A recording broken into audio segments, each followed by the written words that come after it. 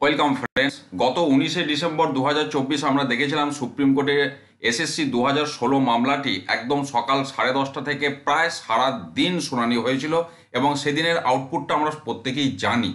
তারপরে 7 তারিখে গত 7ই জানুয়ারিও কিন্তু একদম সকাল 10:30 থেকে, অর্থাৎ ওই বেঞ্চের প্রথম সিরিয়ালেই কিন্তু মামলাটি লিস্টেড হয়েছিল। কিন্তু সেদিন যে দুজন বিচারপতির বদলে 3জন বিচারপতির বেঞ্চে মামলাটি উঠেছিল, তো যে কারণে সেদিন মামলাটি শুনানি হয়নি। এবার তারপরে যেটা লিস্টেড হয়েছিল 15ই জানুয়ারি 2025, অর্থাৎ আগামীকাল আবার শুনানির জন্য ধার্য হয়েছে। এবং এখানে একটি আশার আলো যে পুরনো যে দুজন বিচারপতি ছিলেন তাদের বেঞ্চেই কিন্তু মামলাটি ফিরে এসছে, সেটা আমরা দেখতে পাচ্ছি।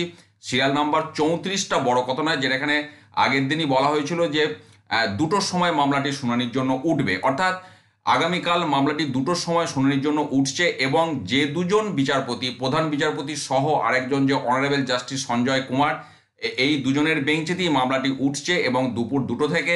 আমরা অবশ্যই ইতিবাচক আশা করব।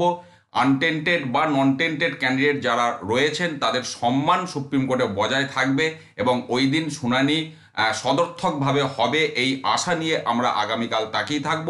যথাসময়ে আমি আপডেট আপনাদের সাথে শেয়ার করব। ভালো থাকুন, সুস্থ থাকুন, ধন্যবাদ।